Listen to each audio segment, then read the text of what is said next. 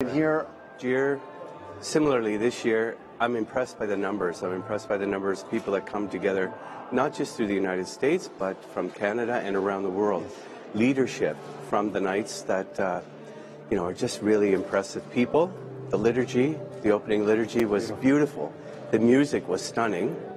So kudos, shout out to the music people. And again, the presentation by Cardinal Lacroix speaking about next year that this convention will be held in Quebec City. Yes. 350th anniversary of the founding of the church in Canada.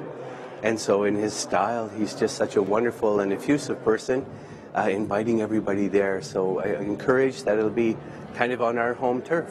Yes, so exactly. Looking forward to that very much and grateful for the support of the Knights to Salt and Light. Absolutely, and I'm sure that Julian will want to repeat some of that, summarize that for our French viewers who maybe didn't quite understand. But if you didn't quite understand, that means that the Supreme Convention next year, 2024, will be in Canada, in Quebec City. I believe it was in Quebec City in 2008 or 2009. So it's long coming that it's coming back to Canada, and I'm sure that means that for us at Salt and Light, it'll be a fairly big event. It will be, yes. We look forward to being there in a special way, and it'll be easy for us to do preparatory work, and again to repeat to our viewers after a few more days, and we get settled back in Toronto, and you're at World Youth Day. Yes. That we'll show Cardinal Lacroix's greeting and his invitation to next year in Quebec City. Absolutely, yeah, and you'll hear more and more of that as we get closer to that. Est-ce que tu veux dire quelque chose en français? Bien sûr. Alors c'est tout pour notre couverture ici à Orlando de ce 141e Congrès suprême des Chevaliers de Colomb. Mais un grand événement s'en vient l'année prochaine puisque ce congrès même sera à Québec. Alors ce sera un grand plaisir d'accueillir tous les chevaliers de colon du monde entier au Canada, à Québec, et notamment pour tous nos téléspectateurs et téléspectatrices québécois, ce sera chez vous l'année prochaine. Alors tout au long de cette année, ce sera une grande année de préparation.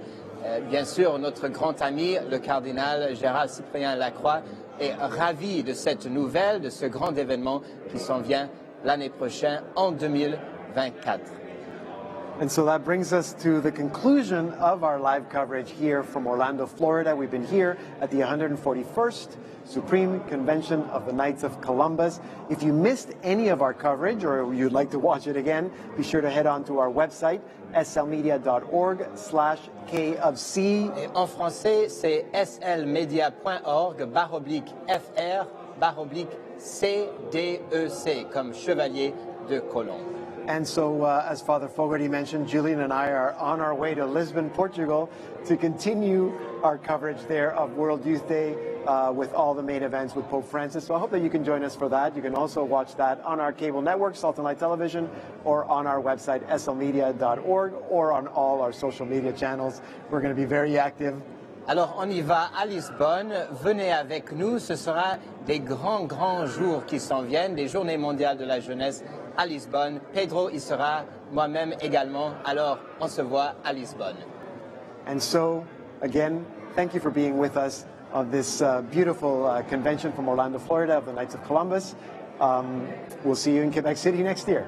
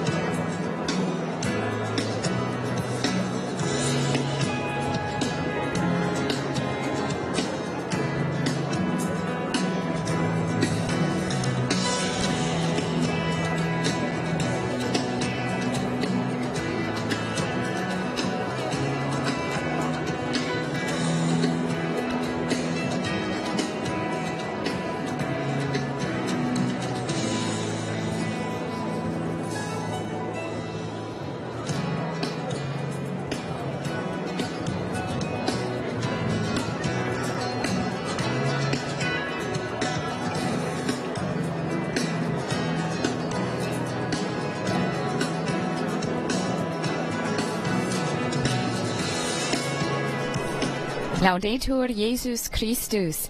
Praised be Jesus Christ. And welcome to this live broadcast coming to you from Lisbon, Portugal, where Pope Francis is currently on his 42nd apostolic journey since becoming Pope in 2013. This is his second day, and what we're witnessing here now at the Catholic Portuguese University is his first public event today. He'll soon be meeting with the university students gathered here. As we see, he's also here for the 37th World Youth Day. We just saw the logo. Here we're seeing the President of the Republic, it looks like, who's here to join this particular event. Before continuing, I'd like to welcome all of you to this broadcast.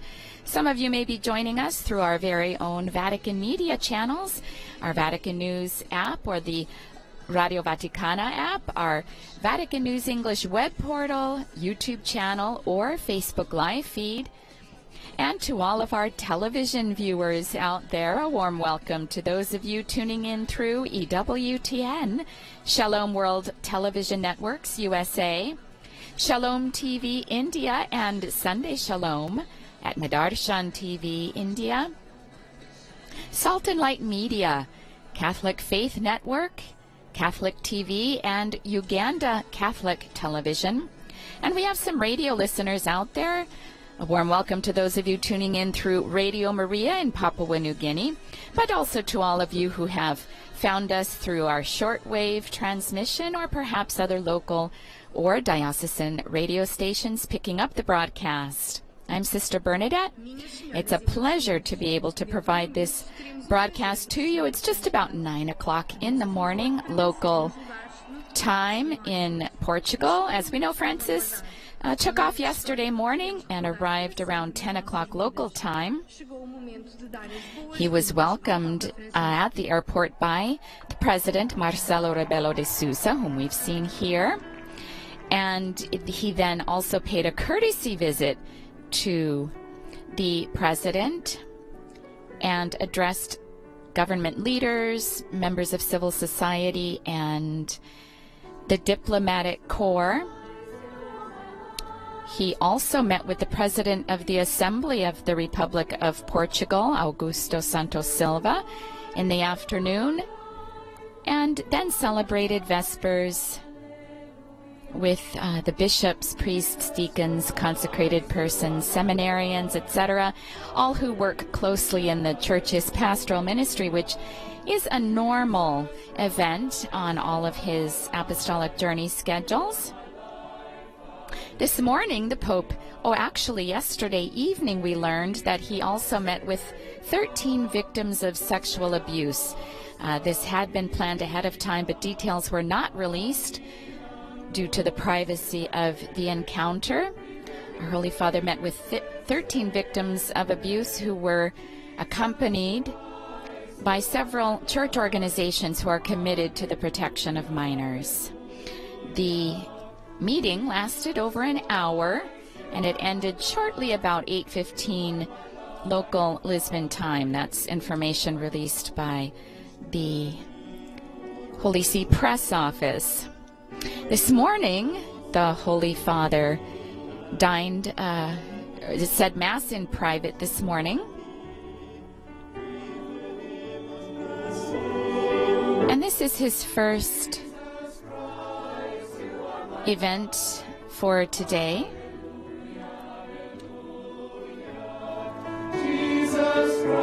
We hear one of the former World Youth Day theme songs now being performed. Here we see the Vatican delegation, the papal entourage. Now this is the Pope's second visit to Portugal. His first was in 2017. He went to the Shrine of Our Lady of Fatima on the 12th and 13th of May in order to take part in the centennial celebrations of the apparitions. He is the fourth Pope to visit Portugal. Pope Paul VI visited here in 1967, and Pope John Paul paid 3 visits to Portugal. The first in 1982, a year after he was shot. He wanted to pay homage to Our Lady, whom he believed saved him from that assassination attempt, and he left the bullet there that had been extracted from him as a way of thanking her for having miraculously saved his life.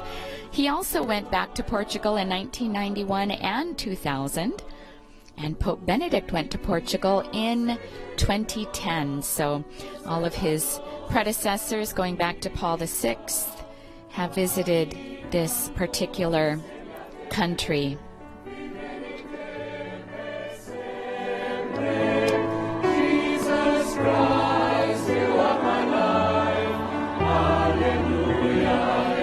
The meeting taking place today, we see our Holy Father now arriving in his wheelchair.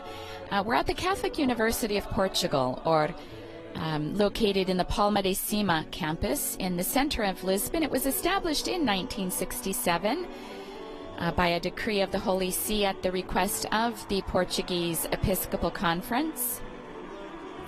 Official recognition on the part of the government came in 1971. Here we see the rector, the current rector, greeting the Pope. Her name is Isabel Capeloa Gil.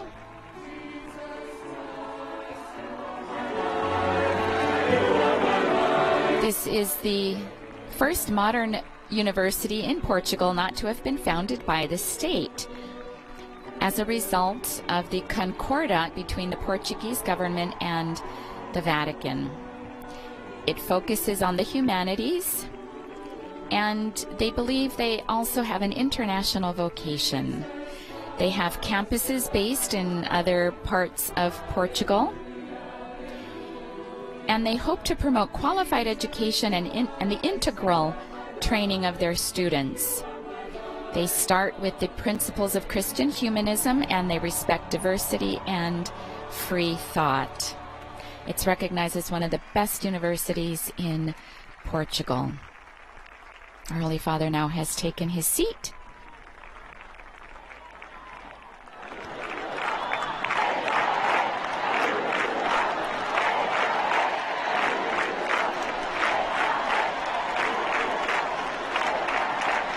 Holy Father acknowledging the applause. And now the rector's welcome. Holy Father, welcome. Estão estudantes, professores, colaboradores, alumni e amigos da nossa On this campus of the Portuguese Catholic University, students, professors, collaborators, alumni, and friends of our university and of other Portuguese and international universities are gathered, who welcome you as pilgrims with an open heart. The Portuguese Catholic University was founded 56 years ago, originating from the Faculty of Philosophy of the Society of Jesus in Praga.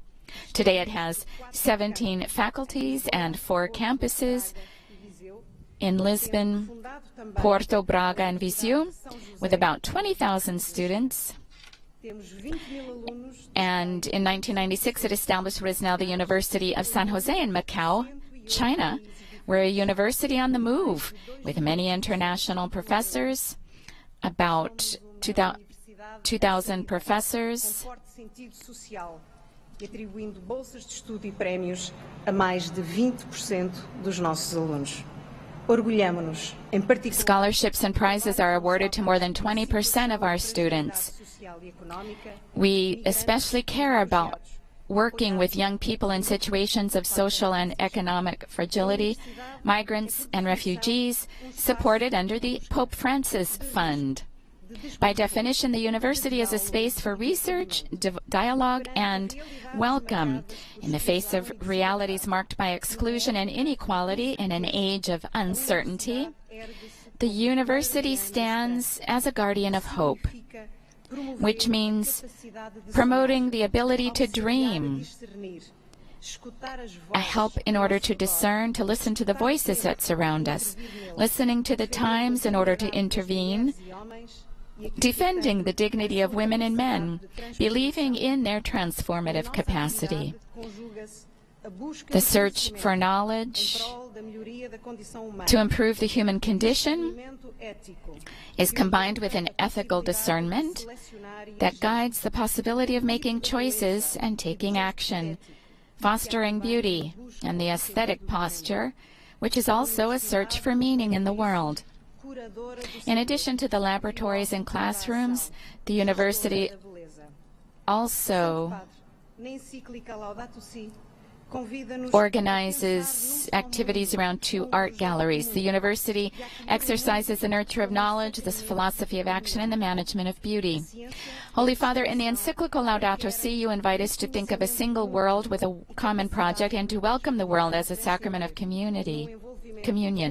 This should be the experience and practice of an academic. Indeed, science and research require mutual recognition and the ability to transform and transcend in community and collaborative involvement. Our proposal is rich in values because it springs from the humanistic Christian vision of existence. But to honor this tradition, we must ceaselessly challenge ourselves. The university does not exist to preserve itself as an institution, but to respond courageously to the challenges of the present and the future. Therefore, it will always be a work in progress, never completed. The construction of the new Campus Veritate of the Portuguese Catholic University, whose foundation stone Your Holiness will bless, will increase the welcoming space of our campus, open to the world, to listening and to hope. And in this significant moment, we also want to announce the birth of a new chair do escultor Manuel Rosa e oferecemos conhecimento, anunciando a nova cátedra Economia de Francisco. And the new chair is called Economics of Francis and Clare, dedicated to welcoming transversal initiatives to all the faculties and to promote the principles of the economy of Francesco and to develop a social plan or social model that puts people and the environment first. Pope Francis, may God reward you for the generosity with which you inspire us in our mission.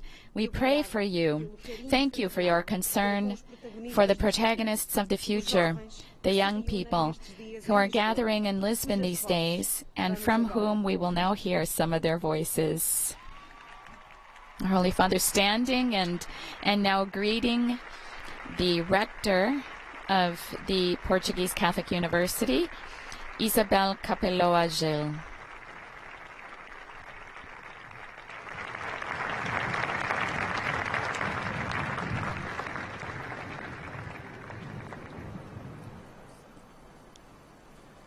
Santo Padre. And here we are now hearing some testimonies. This is from Tomás Virtuoso. Holy Father, in my academic career, the Portuguese Catholic University has been a place of transversality of knowledge, in which everything is perceived as connected and interdependent, of renewed amazement in front of the beauty of created reality, whether in a mathematical equation or in a text of St. Augustine, and of a profound encounter with God, who sustains everything and gives meaning to everything. Much of what you propose, Your Holiness, in the encyclical Laudato Si, I was able to experience during these happy years as a student at the desks in the classroom or in the library, in the extraordinary experience of the country mission, and in the Economy of Francesco project, and finally, in the many friendships I have made here, which remind me that my life acquires purpose and greatness when it is lived with others and in service. It seems to me that my generation is being asked to not ignore the many insights that Laudato Si offers. In the first place, when it encourages us to increasingly apply the best science has to offer, to place our trust in the divine gift of reason, to continue to find effective solutions to the challenge that present themselves. Secondly, when it asks us to reject technological progress that does not have strong ethical and spiritual roots, that does not ensure respect for the inviolable dignity of the person and of all creation. Thirdly, when it leads us to the firm decision to live according to the demands of the common good, a foundational principle of the Church's social doctrine. Furthermore, when on the one hand it stimulates us to a conversion of life, and it encourages us to a more committed political and social participation, which focuses on the preferential option for the poor. Finally, when it encourages young Catholics of my generation to evangelize,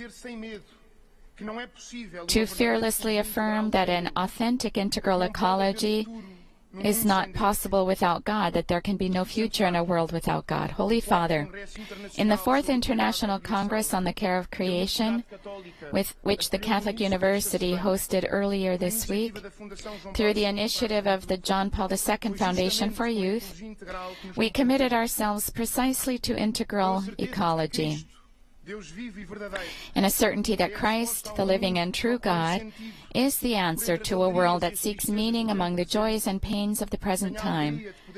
I have the joy of being able to deliver into your Holiness's hands the manifesto resulting from our work on lifestyles for a new humanity. Thank you, Holy Father, for inviting us to be true worshippers of God, and in this way to live wisely, to think deeply, and to love generously. Thank you.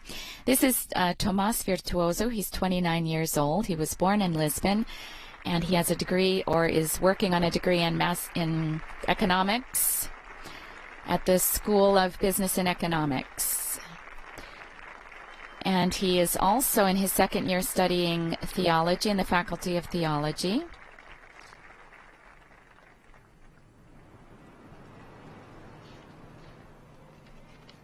Santo Padre, reconheço hoje. This is Mariana Cravero. Converjo com os princípios para os quais Vossa Santidade. Holy Father, today I joyfully recognize that my journey in this university converges on the principles towards which Your Holiness has summoned the academic world through the proposal of a global educational pact, and this is what I would like to focus on. I started studying at the Catholic University in 2020 in the midst of the pandemic. In this context, the university, through the Catholic Solidarity Program, helped me understand the urgency of seeing the human person as a priority. And so I was able to lend a hand every week to serve meals to the homeless and needy in the heart of the city of Porto. However, this experience was only a starting point. It's the way God taught me that this welcoming service to the most vulnerable and excluded had to be a daily priority as a student, as a member of an outgoing church.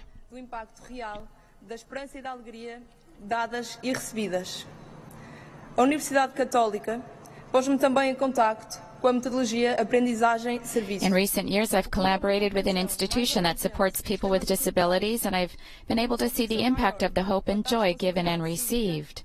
The Catholic University also put me in touch with the internship service methodology, which gave me a more inclusive understanding of academic themes and greater certainty about the civic responsibility that education brings with it.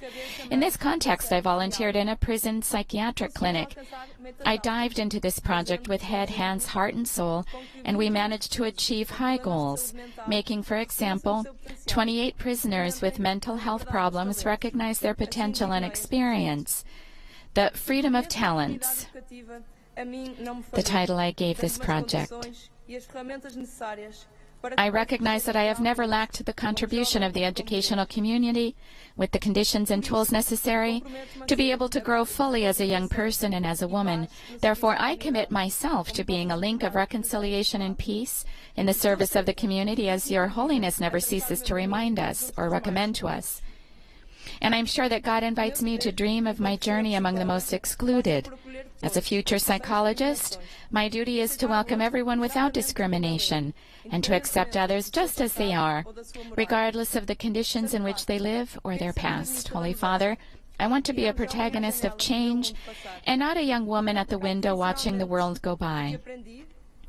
Professionally applying what I have learned to touch the most vulnerable and to help write new stories and paradigms for a more just and believing world. Our generation wants to be happy. I realize with joy that I am surrounded by young protagonists, enterprising and ready to make noise with that enthusiasm, commitment, and hope that transform the world. We young Christians have a great desire to infect others and show them that it is worth taking a risk with God. Holy Father, I know that God is young, and I see him every day in each of us. Thanks a million. Mariana Cravero, born in Porto. She's 21 years old. She holds a degree in psychology from the Faculty of Education and Psychology. From 2023 onward, she will be a student of the master's degree in Psychology of Justice and Deviant Behavior. And she's given a gift of a cross to our Holy Father and receives in return the gift of a rosary. Now we should be hearing a choral presentation.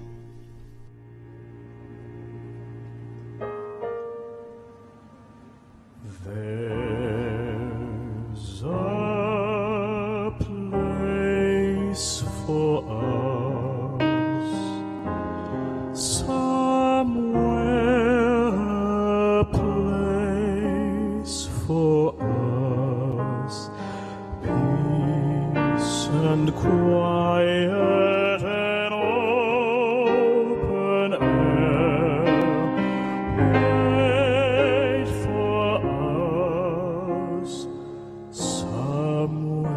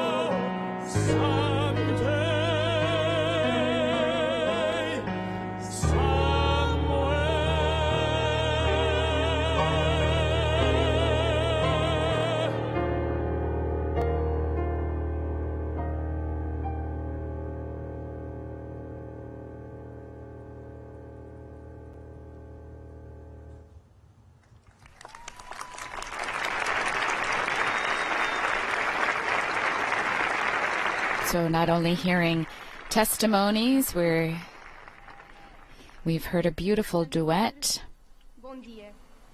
Now we hear a testimony from Beatriz Ataid. Holy Father, good morning.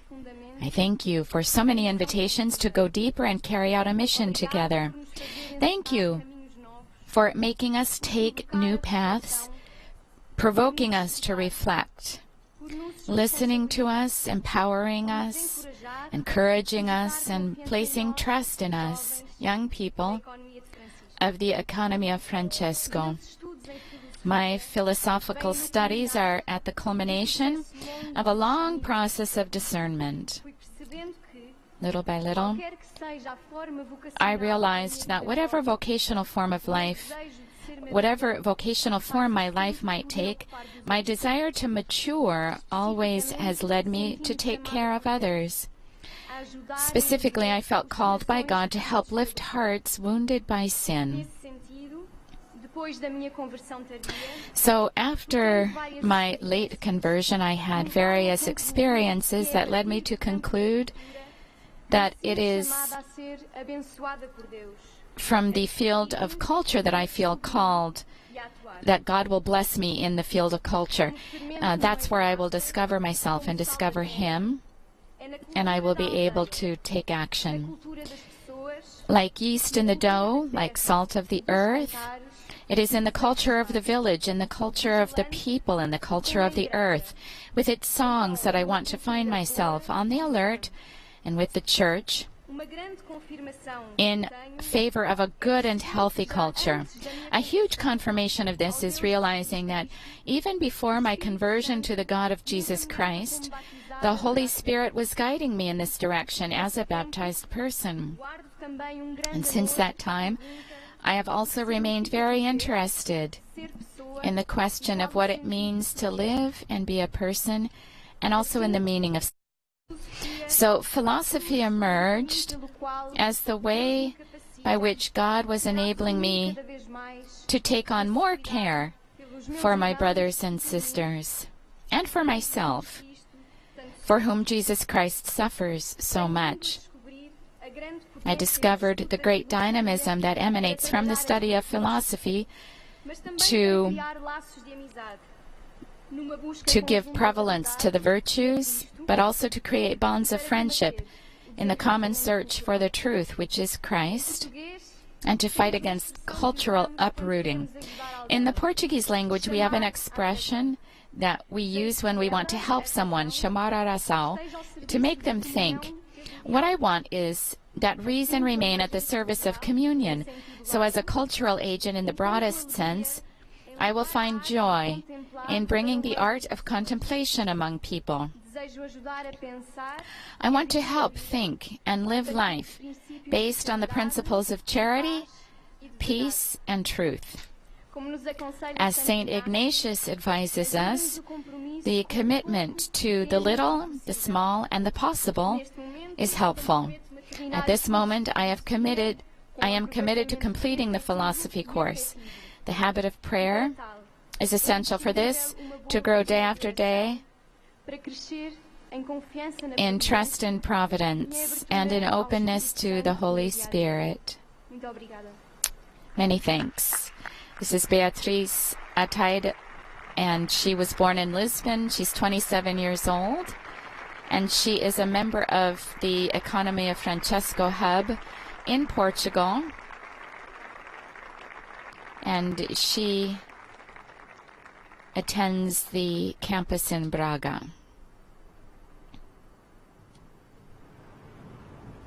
And we have one more testimony here, a testimony of Mahur Kafashian. I am a student of dentistry in Viseu since September 2022, initially displaced from my country, Iran. I took refuge in Ukraine, where a real war made me feel like a survivor. But above all, I am a believer, and I owe my hope regarding the future to the extraordinary team of the Catholic University. They have taken care of me and continue to do so within the context of the Pope Francis Social Support Fund. I was not the same person I am now. If they had told me last year that I was a very strong person, I probably wouldn't have believed it, but now I do. After everything I've been through, after the constant feeling of being without a home, family, friends, after being left without a home, without a university, without money, I know that the concept of strength doesn't mean that I don't feel tired, exhausted, and broken down by grief and loss. It just means that I have the strength, faith, and courage to carry on. I feel proud to be here for a new beginning in this beautiful and welcoming country, actively participating in the life of our common home and studying, while I too try to sow love, hope, and faith around me to those who unconditionally offer me a culture of encounter in this university. There are no words to describe my feelings right now, but I am blessed to be able to be here, proudly speaking to you about the past, about my past, believing that better days will come. Thank you. As we heard, this is Mahur Kafashian, a native of Iran, 25 years old. She's a student of dentistry in the Faculty of Dentistry located in the Visio campus. So we've heard testimonies from all of the campuses. We should be hearing from our Holy Father now, the address that he has prepared for the university students. The Catholic University of Portugal, founded in 1967, the same year that Pope Paul VI visited Portugal.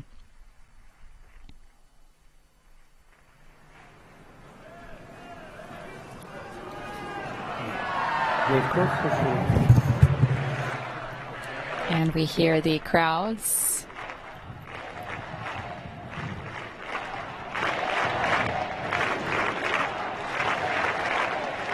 Many of these students most likely also participating in World Youth Day. Our Holy Father will be participating in the welcome ceremony this evening. Dear brothers and sisters,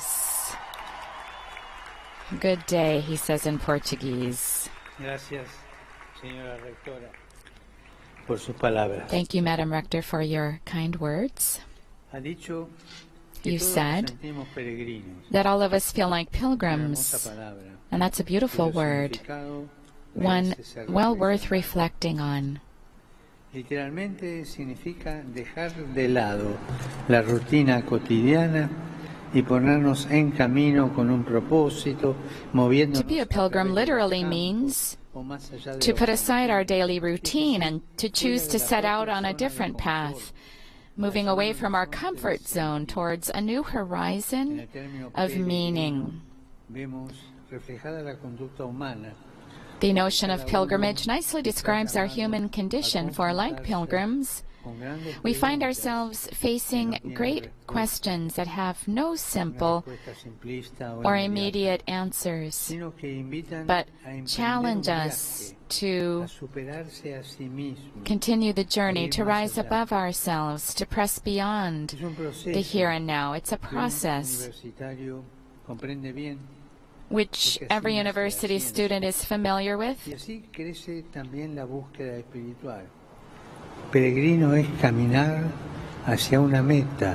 A pilgrim moves toward a goal. There's always the danger of walking in a labyrinth where there's no goal, and you'll never find your way out.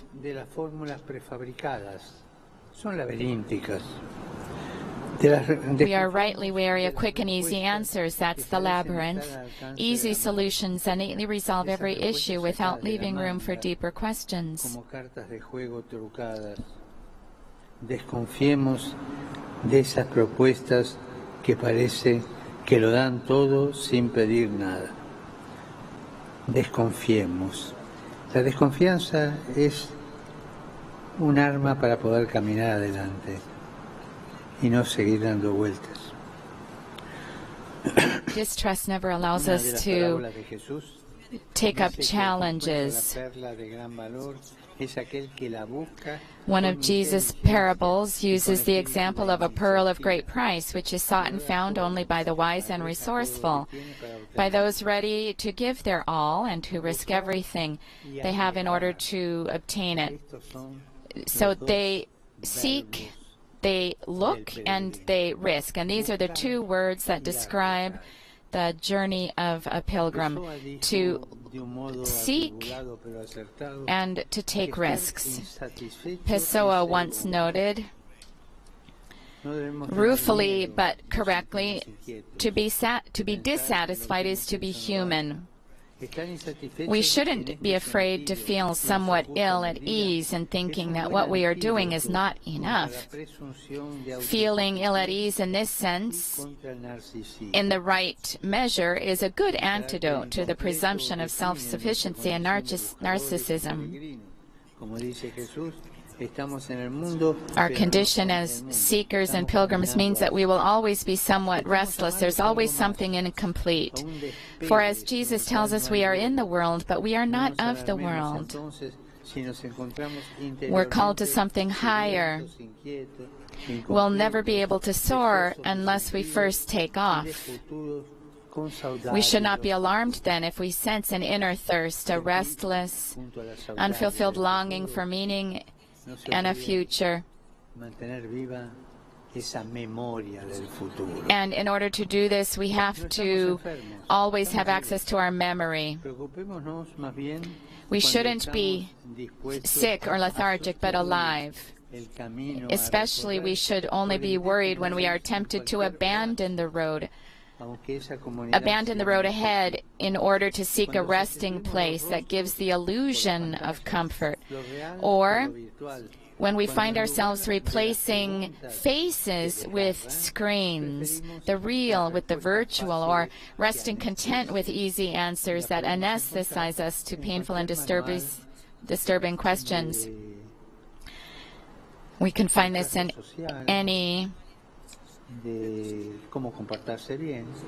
there's always ways that we'll find out how to behave well. But these easy answers always drug us.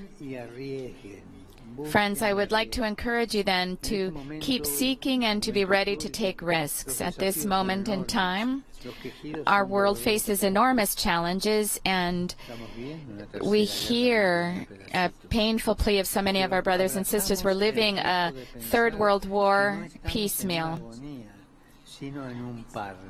We're not experiencing the agony of death, but we're experiencing a process of giving birth. Not at the end, we're not at the end, but we're at the beginning of a great new chapter of history, so we need to have courage. So we need to work on a new choreography, one that respects the dance of life by putting the human person at the center. And so your rector's words impressed me, especially when she said that the university does not exist to preserve itself as an institution, but in order to respond courageously to the challenges of the present and the future. Self-preservation is always a temptation. It's a knee-jerk reaction to fears that distort our view of reality. If seeds were to protect themselves, they would completely destroy their generative power and condemn all of us to starvation. If winter were to persist or never end, we would not marvel at the spring. So, replace your doubts with dreams.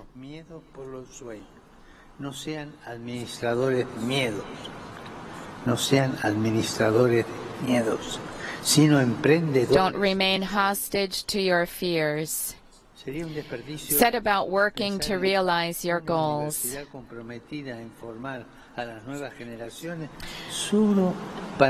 A university would be useless if it were simply to train the next generation to perpetuate the present global system of elitism and inequality in which higher education is the privilege of a happy few. Unless knowledge is embraced as a responsibility, it bears little fruit. It will be sterile. If someone who has benefited from a higher education, which nowadays in Portugal, as in the wider world, remains a privilege, makes no effort to give something in return, that person has not fully appreciated the value of the gift received. So I'm thinking in the book of Genesis, the first questions God asks are, where are you and where is your brother? It would be good for us to ask ourselves, where am I? Am I trapped in my own bubble? Or am I ready to take the risk of leaving my security behind and becoming a faithful Christian working to shape a world of justice and beauty? Or again, where is my brother or sister?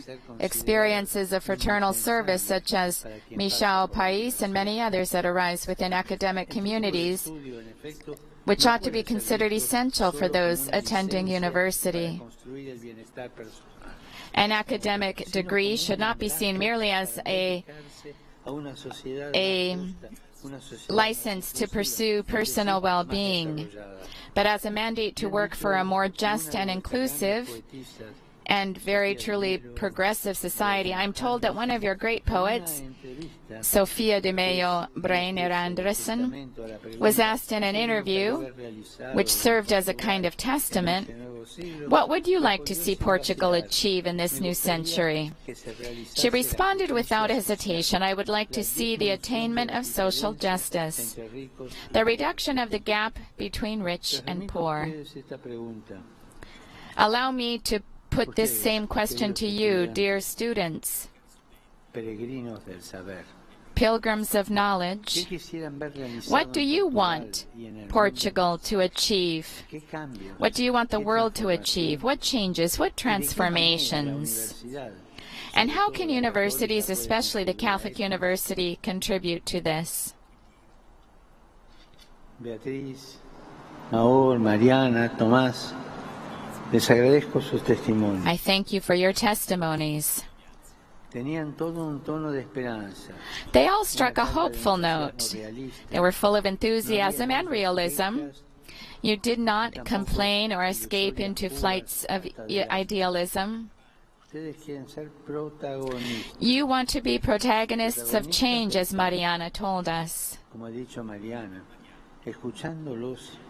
As I listened to you, I thought of a phrase from the writer José de Almada Negreiros, which may be familiar to you. I dreamt of a country where everyone was able to become a teacher. This old man, now speaking to you because I'm old, also dreams that yours will also become a generation of teachers.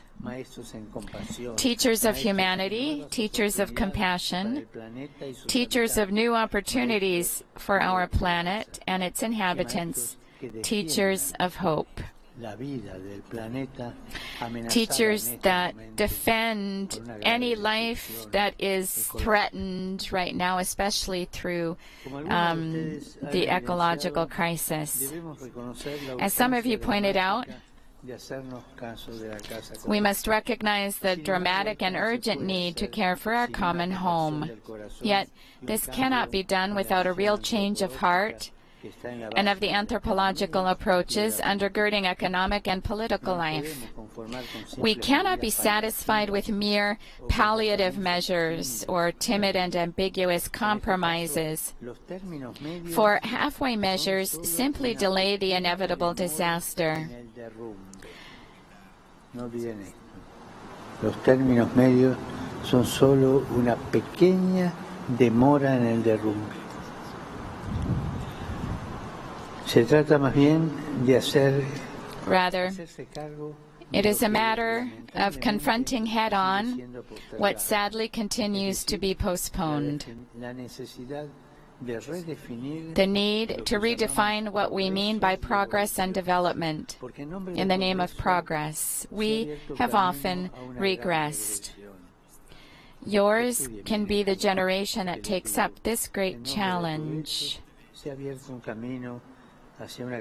You have made the most advanced scientific and technological tools, but please avoid falling into the trap of myopic and partial approaches. No olviden que necesitamos de una ecología integral. Keep in mind that we need an integral ecology, attentive to the sufferings both of the planet and the poor. We need to align the tragedy of desertification with that of refugees, the issue of increased migration with that of a declining birth rate, and to see the material dimension of life within the greater purview of the spiritual. Instead of polarized approaches or creating polarization, we need a unified vision. Thank you, Tomas, for reminding us that an authentic integral ecology is not possible without God, that there can be no future in a world without God. In response, I would say, make your faith credible through your choices. For unless faith gives rise to convincing lifestyles, it will not be a leaven in the world. And it won't be enough for us Christians to be convincing. No, it's not enough for us Christians to be convinced. We must also be convincing. Our actions are called to reflect, to be joyful and radical, and witness the beauty of the gospel. Furthermore, Christianity cannot be lived as a fortress surrounded by high walls, a Christianity that raises the ramparts against the world. That is why I was moved by Beatrice's testimony when she said that it is precisely within the field of culture that she feels called to live the Beatitudes. In every age, one of the most important tasks for Christians is to recover the meaning of incarnation. Without the incarnation, Christianity becomes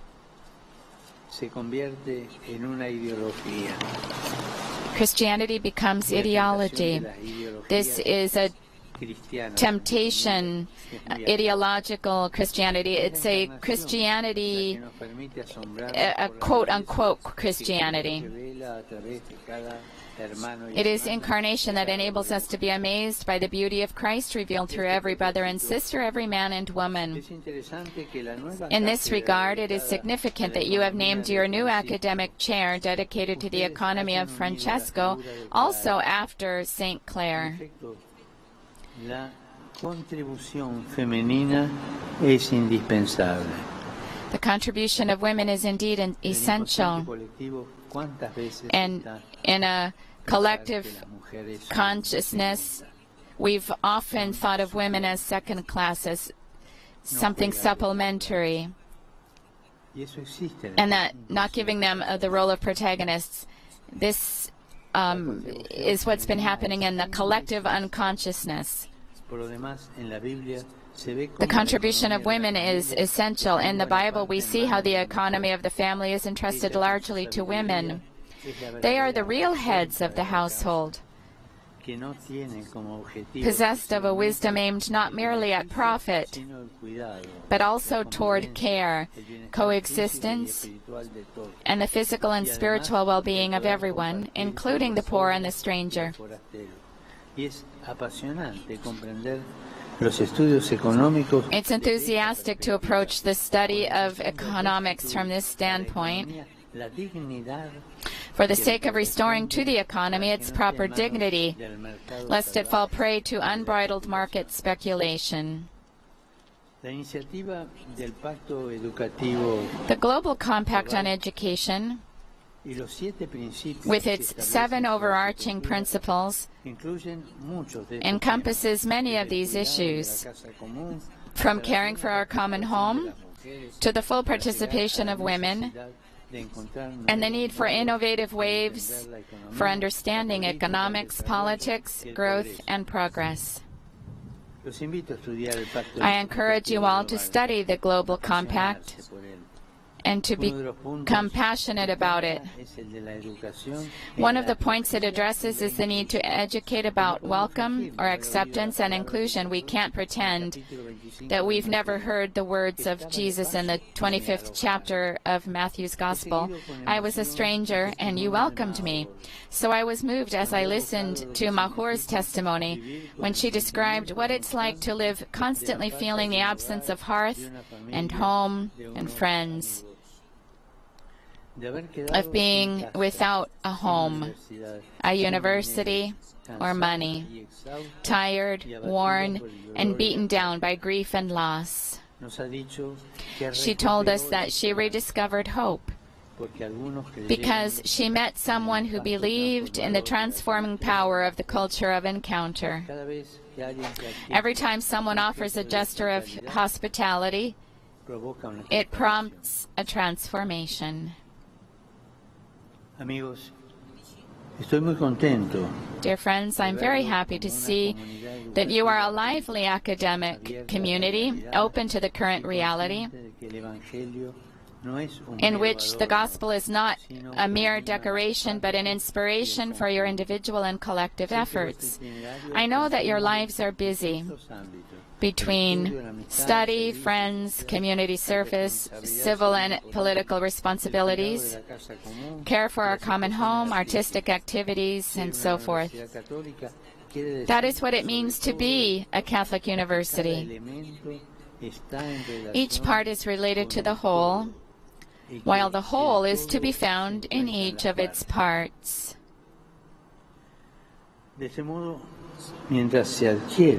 As you acquire knowledge and academic expertise, you will mature as a person in self-knowledge and in the ability to discern the path of your future. Going on a journey, yes, but in a labyrinth, no. So carry on. A medieval tradition has it that when pilgrims on the Camino de Santiago met one another, they would greet each other by exclaiming, Ultreia, and the other would respond, Et Suseia. These expressions encourage us to persevere in seeking and in the risk of the journey, telling us to move on and aim higher. Go, take heart, keep going. That, dear friends, is likewise my heartfelt wish and prayer for all of you.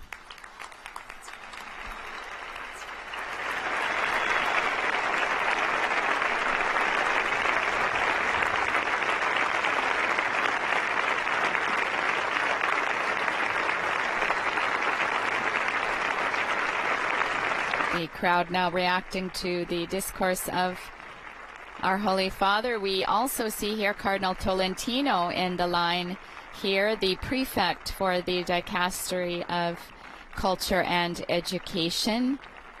It would have been the former Congregation for Education that established the Concordat for the foundation of this university. And we'll now be praying the Our Father together. Here again we see the President of the Republic taking part in this event. Comunión con toda iglesia, oremos como el Señor nos enseñó. Pai nosso, que estáis nos céus, santificado seja vosso nome. Venha a nós o vosso Rei. Seja feita a vossa vontade, assim como no céu. O pão nosso de cada dia nos dai hoje. Perdonai-nos as nossas ofensas, assim como nós perdonamos a quem nos tem. E não nos deixeis tentação, mas livra-nos do mal. And now we'll be receiving the Apostolic blessing. Bendito seja o nome do Senhor. O nosso auxílio vem do Senhor. Abençoe-vos, Deus Todo-Poderoso, Pai, Filho, Espírito Santo. Amém.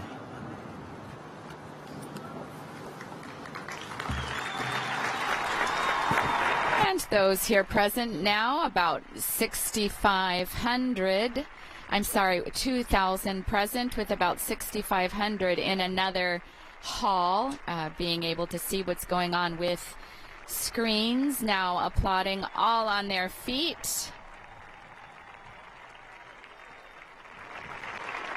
At the end of our Holy Father's visit here to the Catholic University of Portugal.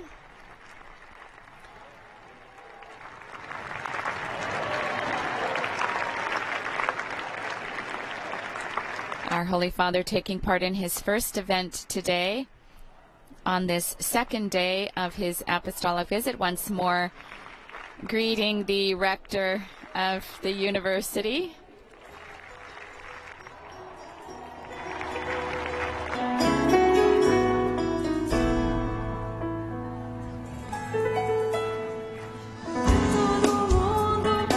Holy Father now beginning his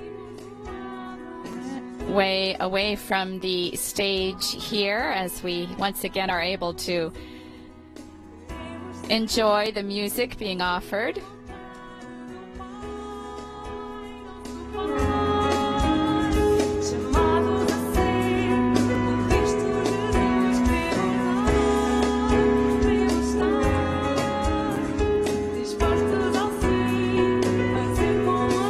Holy Father now in his wheelchair taking his leave. Our Holy Father here in Portugal on the second day of his apostolic journey.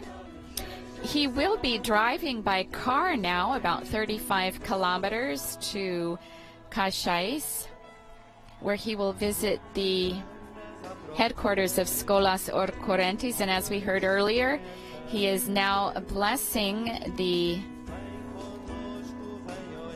cornerstone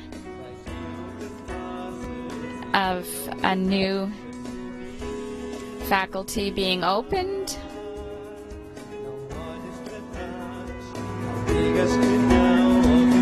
The faculty of, or the chair, excuse me, of the economics of Francis and Claire.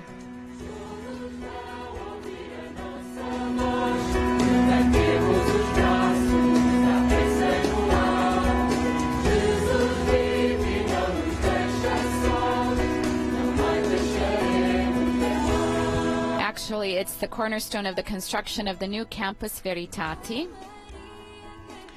that he just blessed. So at this time, we take leave of you. We hope you join us. We'll be back again live with our continual coverage of the Holy Father's trip to Portugal. He'll be appearing at the headquarters of Scholas Orcorentes in about 20 minutes. But I also invite you to visit the Vatican News web portal, our Facebook, Instagram, YouTube, and Twitter accounts. You'll find continuous coverage of all of Pope Francis' events during his apostolic journey here to Portugal, as well as coverage of other Vatican and world news. On behalf of Vatican Media, thank you to our audio technician, Daniele Giorgi, and to our coordinator, Alessandro Di Carolis, and to all others who've made this broadcast possible, especially our media partners, EWTN, Shalom World TV, Shalom TV India and Sunday Shalom at Madarshan TV, Sultan Light Media, Catholic Faith Network, Catholic TV, and Uganda, Catholic Television, and Radio Maria, Papua New Guinea. Let's keep these young people in our prayers, especially all those who have gathered for World Youth Day.